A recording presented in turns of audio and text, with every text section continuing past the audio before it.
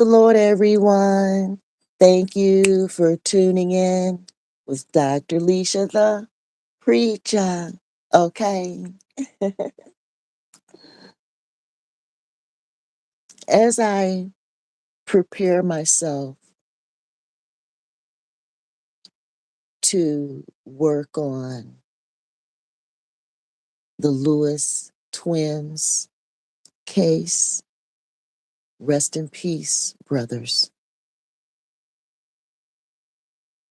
As I prepare to work on their case, just for my own self, you know, on my channel, I've been remembering the time that I was a foster parent to twin boys. I had those boys for an entire year. They came to my home. They were 5 months old. I already had a 3 month old at the house. I was fostering a 3 month old at the house at the time. I had that baby since 4 days old. The baby was 4 days old.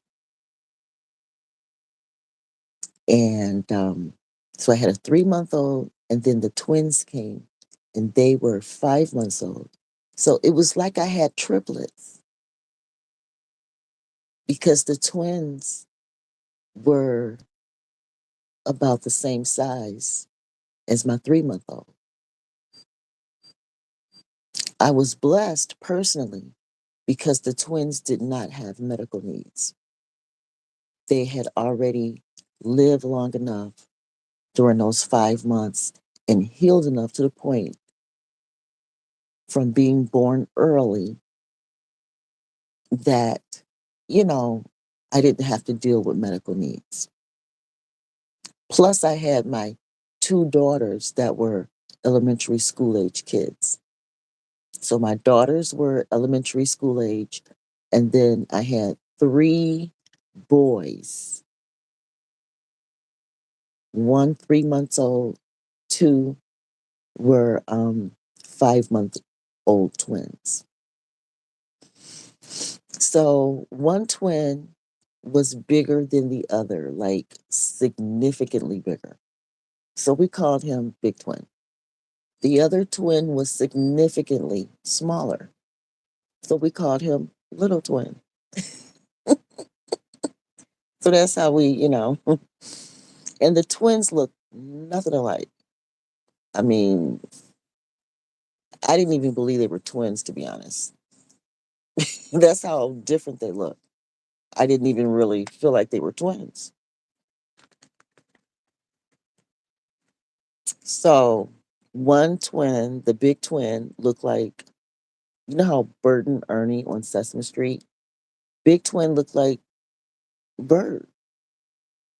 I mean, even his hair looked like Bert hair. And then little twin looked like Ernie.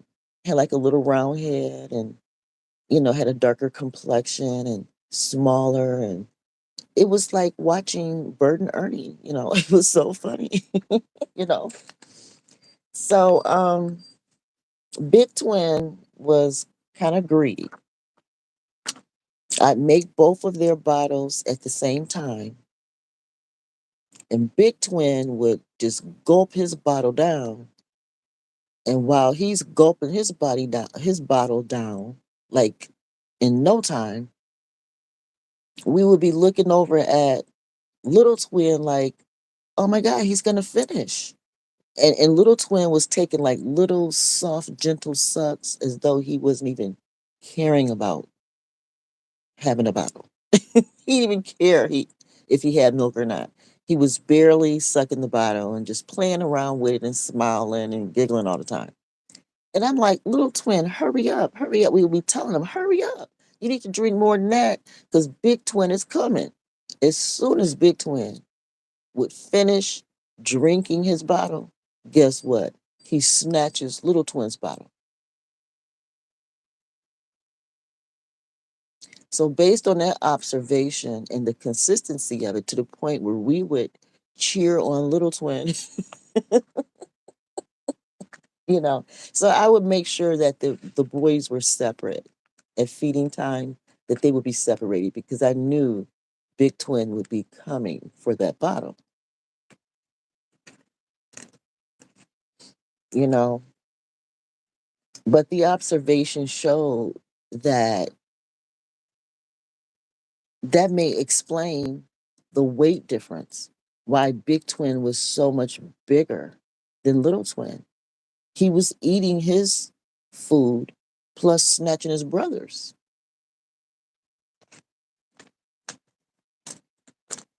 you know. So I definitely let the social workers know about that.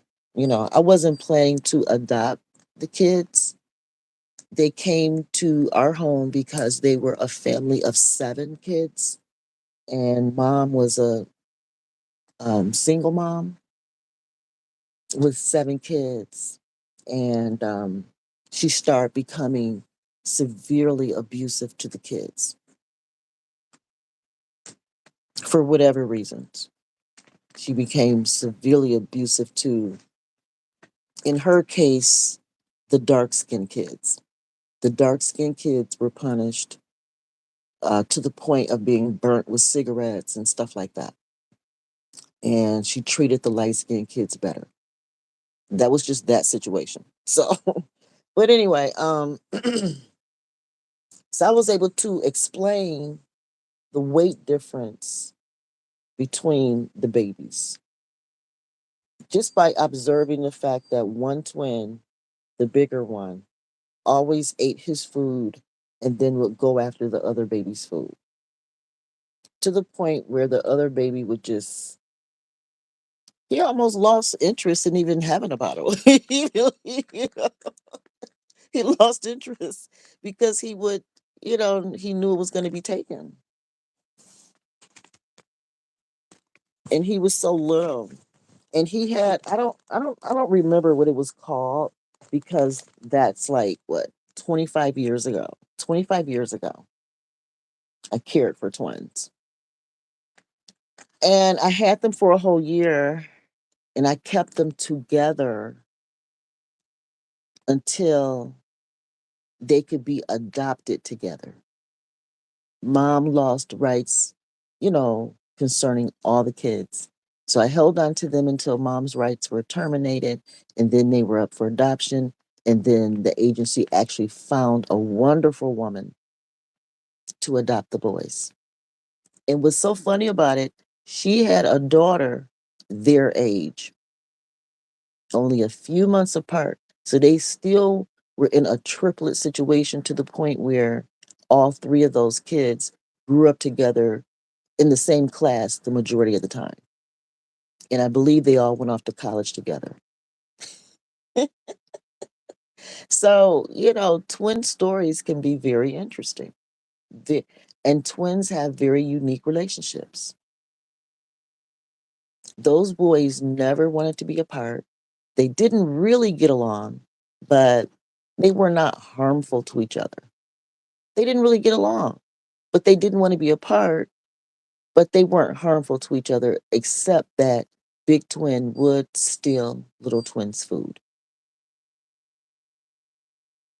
You know, they had the kind of love hate relationship that you could just laugh at. They were really, other than the extra work for me, you know, the other kids in the home enjoyed it. It was very fun. And then the twins had breathing issues, asthma, and some things. So they had to have treatments, you know. And so we even made treatment time fun.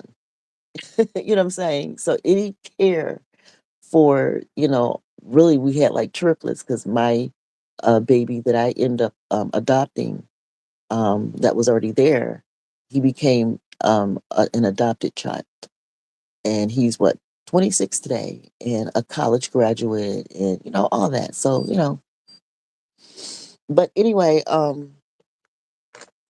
I had the opportunity in my lifetime, only for a year, to care for a natural set of twins. And both my daughters want, in their childhood, both my daughters had friends that were twins, because it's difficult to have a relationship with one twin without the other. It's very difficult.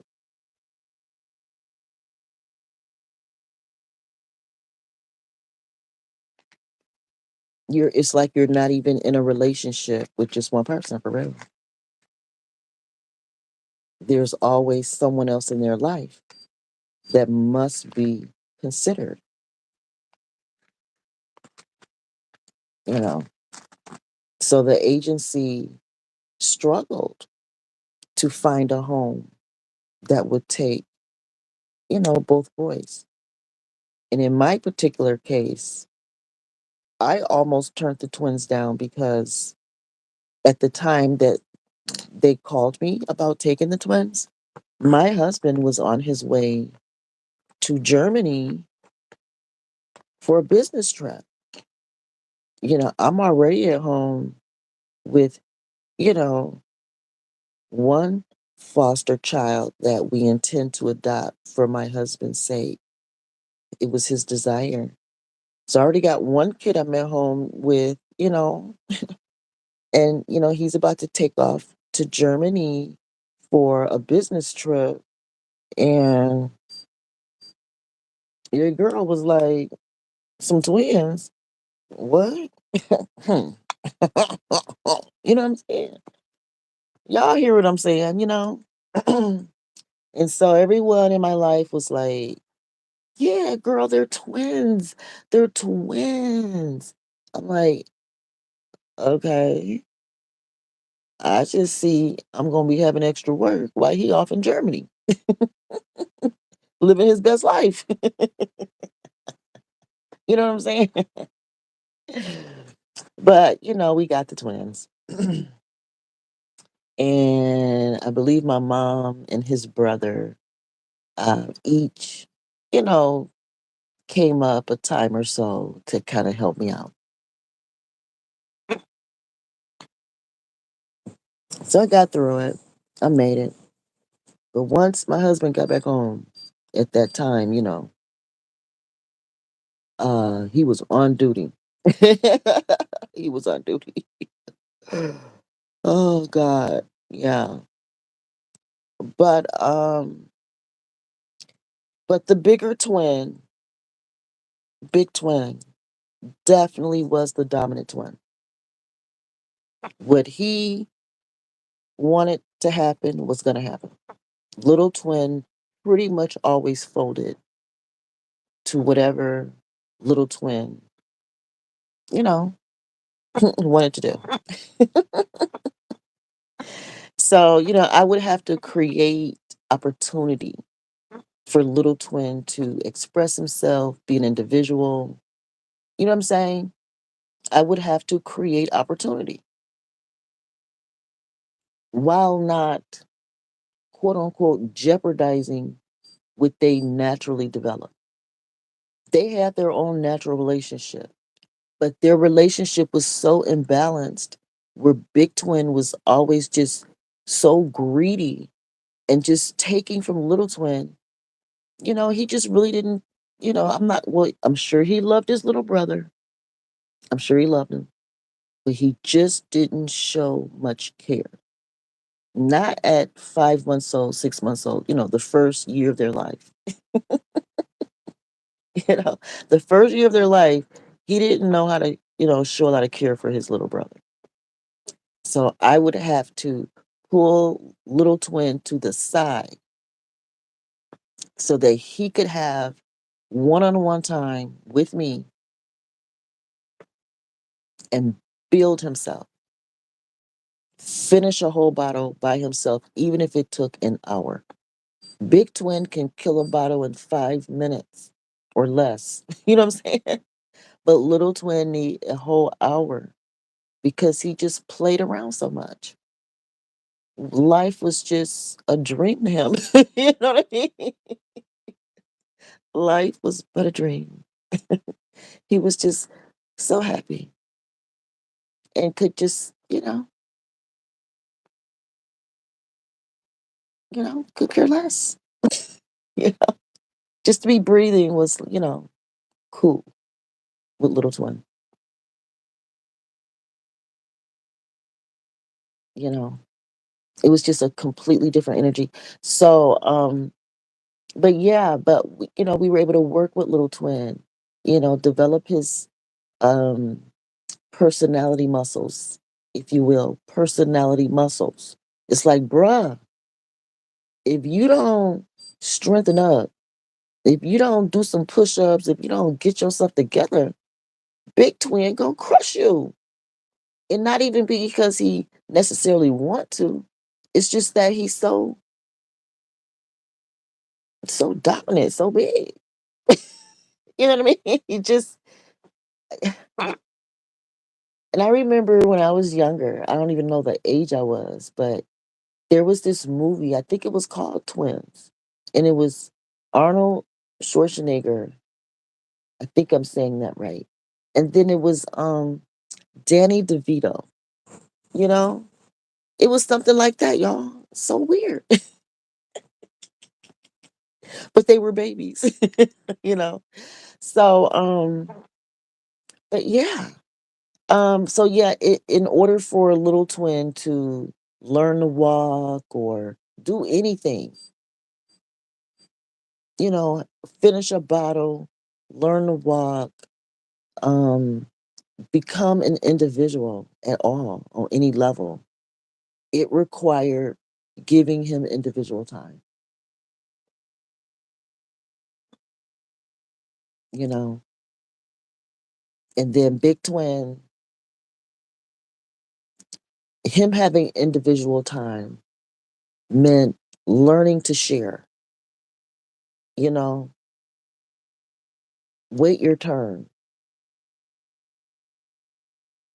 without his brother around. He had to learn to share, wait his turn, stuff like that around other people, away from his brother. Basically, what you're doing to your little brother, you can't get away with that with anyone else in this world. No one else is going to put up with that.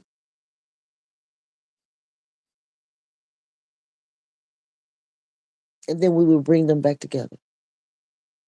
But over time, we could watch their relationship balance out. By the time they were adopted out, they were, 1 years old. They were pretty much walking. Not the best walkers in the world, but they could stand up and wobble from one place to another. You know what I'm saying? They were past the walking the furniture stage. But when they would go visit their new foster and adoptive mom, they were walking her furniture. They had to learn her. But it was just so cute. It was just such a cute situation. But yeah, so it took separating the twins for their own personal development and training, and then bringing them back together in order to see the progress in the balance. By the time they were adopted out, Big Twin could run. You know what I mean? Pretty much run. He could not physically like run, but he could get away from his brother when he didn't want to be bothered with him instead of just sitting there crying. you know, Most of the time he didn't care, but there were times, little twin, especially as he was getting stronger, you know, he got tired of he started caring. You know what I mean? Like, wait, give me my bottle back. You know what I mean? Like, wait, I do deserve to finish that. hey, you know what I'm saying, guys? So, yeah, only 1 year actually having twins in my home that I fed and changed diapers and clothed, and you know what I'm saying, allowed me to see up close and personal, day in and day out, what that kind of energy is like and how you have to be able to bring them together and separate them, bring them together and separate them, for developmental reasons, how that process works.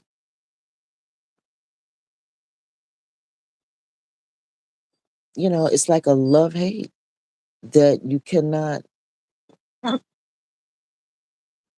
anticipate nor really participate. you know, Even though you may come up with ways to develop and grow the twins with and without each other, um,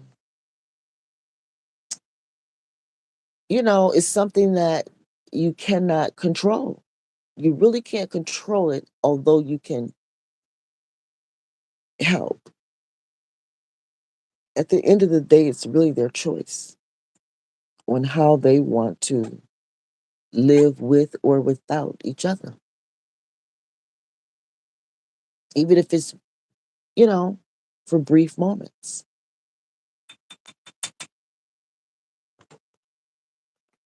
So again, later on in my that particular marriage, when it became clear to me that he was no longer committed to me for whatever his reasons were,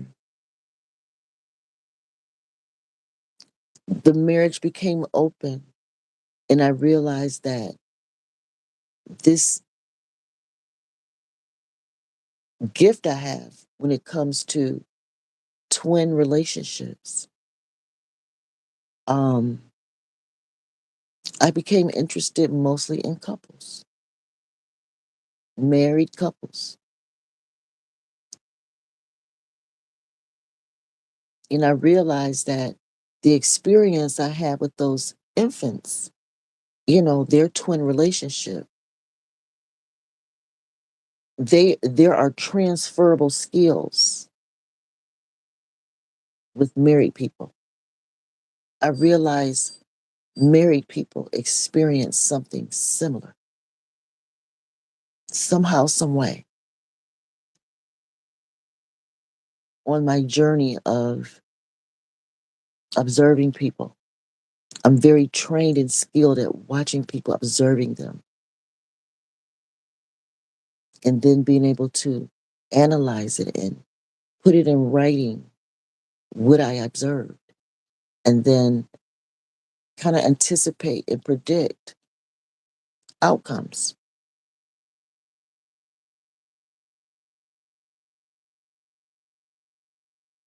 So I'm kind of new at sharing this, you know, in this manner, like on YouTube, for example. Right now I'm live. But yeah, so twins have been a part of my life in ways where I've even realized that among sibling sets that are not born together in the same womb at the same time, you know what I'm saying? You can have one child, a single birth, and within a few years have another child, a separate single birth. But those two children, though not born at the same time, you know what I mean? Somehow, some way still show some type of twin energy.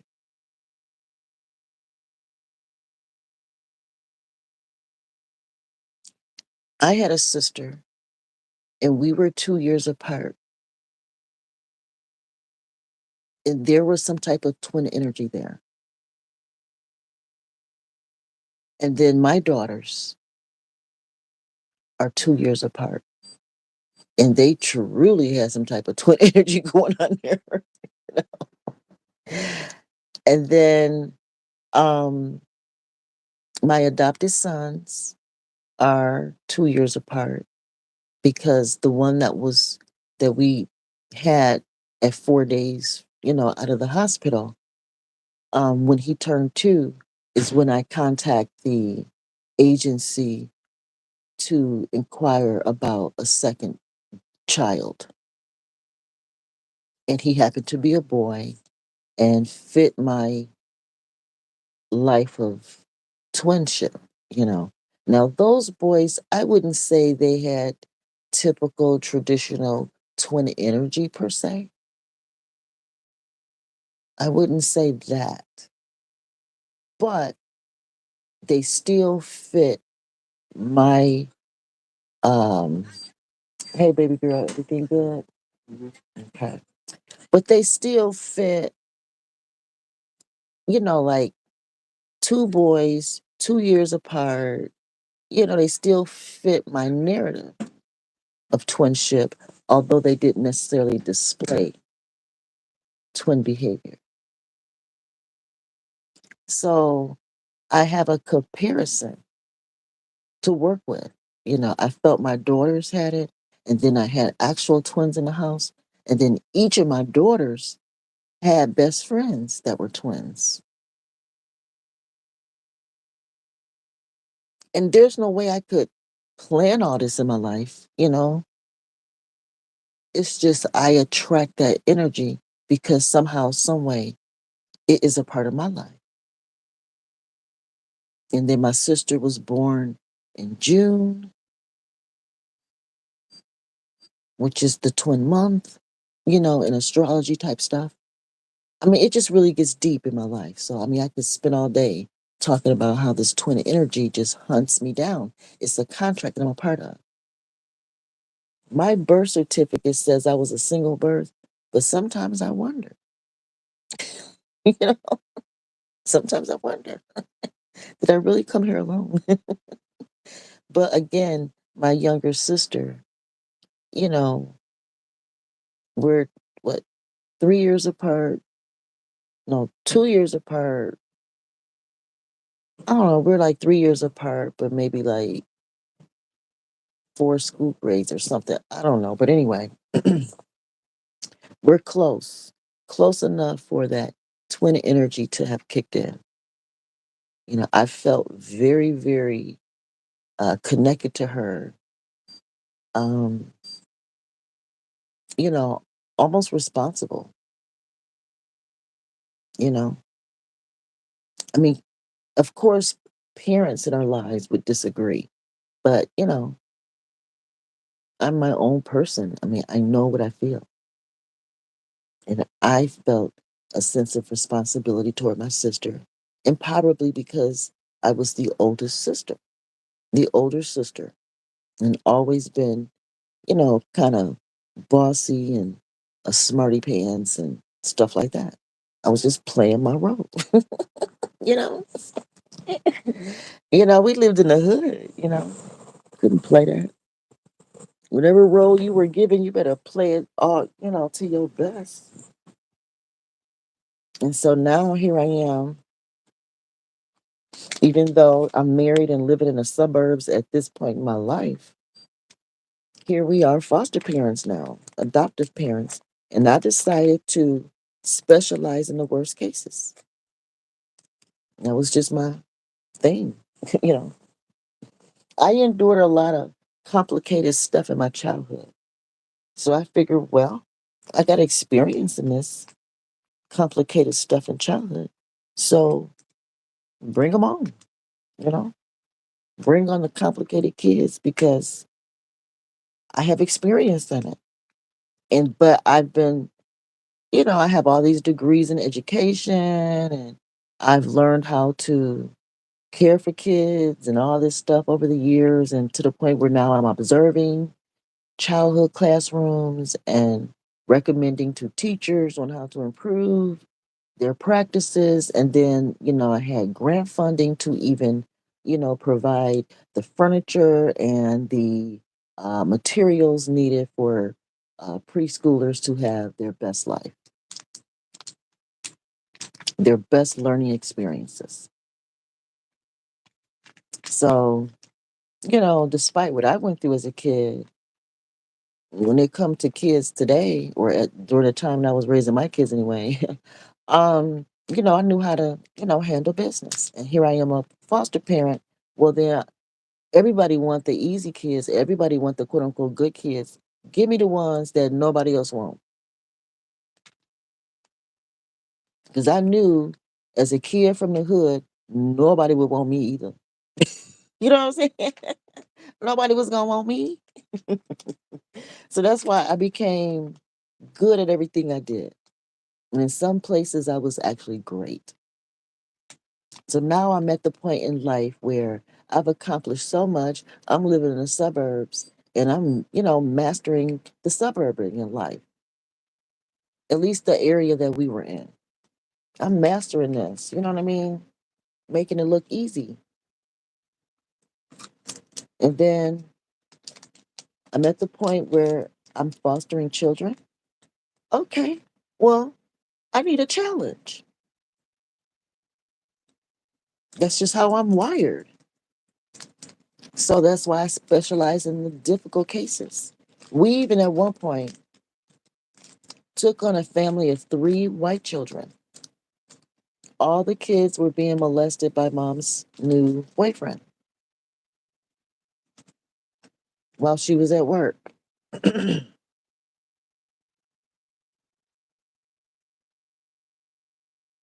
Actually, mom was married, but dad went to jail. And while dad was in jail, mom lost the kids into the system because she had to work, and and it was just hard to do it on her own. Her husband was the provider, and so she had to hook up with somebody new real fast, just because she didn't have a car. And so he was keeping the kids because she couldn't afford daycare. And while she was at work, he was molesting the kids. And he was only around because she needed a ride back and forth to work and a babysitter. And so, I was a molested child and I felt like I would know how to deal with it, especially after what I learned in school about kids and that are, endure that kind of stuff. And, just reflecting on my own, endurance and success. And you know, we handled that. And I think we had them for about a year or two because they were a sibling set of three. I had already successfully juggled my one foster adopted son at 3 months, brought on the twins, they were 5 months. And I was able to juggle that for a year. So when the actual sibling set of three, you know, came, I was suited and booted. And I held on to those white kids for a whole year until the next person was able to adopt them. So that was kind of like my little niche to keep foster kids from just bouncing from one home, from another to another to another. Just give me your worst cases, and I'm not going to adopt them, but I will hold on to them until someone do. That's what I could do. Because I already had two kids in this world that I could not afford. I already had two kids I couldn't afford. I had to be married myself. Well, I won't say had to, but you know, my marriage had me in a situation where I was depending on him when I didn't want to be depending on him. I just want to be married and have partnership. I wanted to be able to maintain my independence as he maintained his independence. Just financially at least financially, because I came in the marriage with two kids. I could not afford not to be financially independent for my kids' sake. But anyway, here I am fostering and adopting kids. And if I'm going to do it, I'm going to do it right. And if I'm going to do it, I'm going to do it in a way that, is going to make a difference in these kids' lives. Period. Otherwise, why do it? Why bring people into your life and then make their lives worse? That's ridiculous.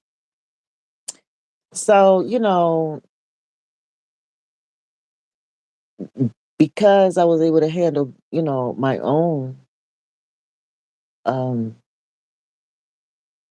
one child and then bring on two babies. So years later, a sibling set of three came and I took them and they were molested children. And it had different effects on all three, extreme different effects. The molestation caused the younger girl, she was talking, but after the molestation, she stopped talking. Or during the molestation, she became mute. But before they left, though, she was becoming more verbal again, but not, full blown because she spent all that time being mute. She lost skills, but she was, regaining them slowly before they left. And then the other girl, she was just, she was just off the chain. That's all I could tell you. She was just off the chain. She was a little bit older, maybe like 4 years old, and was just off the chain. So, yeah, we dealt with her.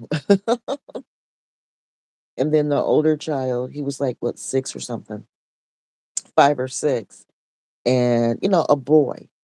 So that had I had to deal with him a little differently than the girls. He was quiet, never willing to talk about anything, being extra good. He know he white and he know he living with these black people. Like what the hell? You know what I'm saying? So, you know, so it was a lot going on. And I was there for it. I was even working for, I think, was I working for the child care council? Yeah, I was doing yeah, I think I was. No, maybe not at that time. But anyway, I have been a substitute teacher, Girl Scout leader, all this stuff. So I was there. I was ready. It was a wonderful experience. I made being a foster parent and adoptive parent a wonderful experience. Even though it was filled with a lot of my marriage issues, the kids were older before they realized what was really going on. You know what I mean? Much older.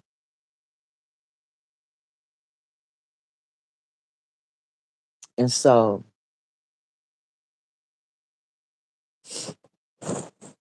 these are some of the reasons why I have an interest in these brothers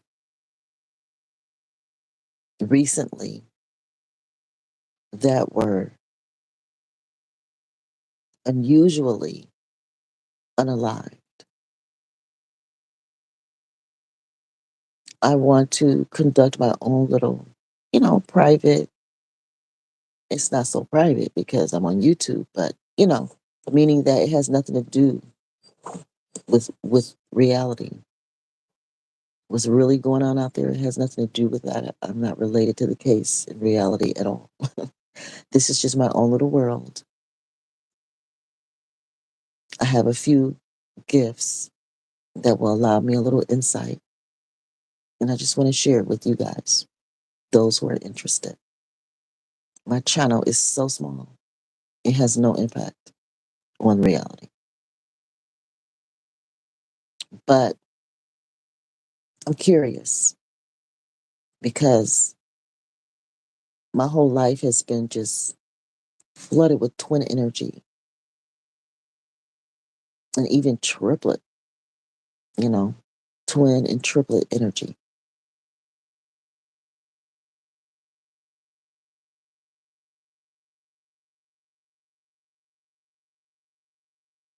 to the point where I can't ignore this case.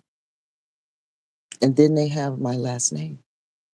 I'm not related to them that I'm aware of. I'm not claiming that at all. I've never met these people. I don't know these people. They're family. But their last name being the same as mine makes me even more curious.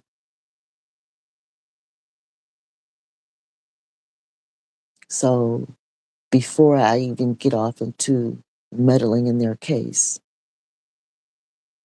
I wanted to share, my deep rooted connection to twin energy. And I even connected to the image of Most High. According to the Bible, his image is male and female, as though they're one. Clearly different, but one. But clearly different, clearly separate, clearly, you know, but still one. Have a lot of commonality. To me, the scientific way of describing the commonality between male and female is that X chromosome.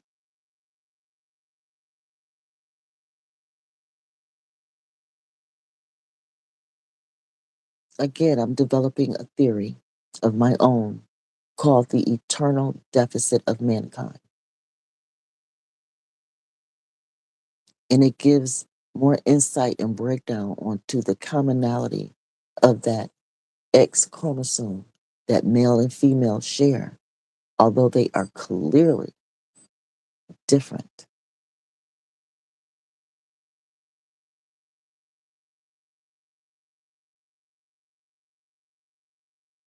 And that is why, on a scientific level, that I explain the Y chromosome in my own way. And I start the game off by saying that the Y chromosome represents the breath of life straight from Most High.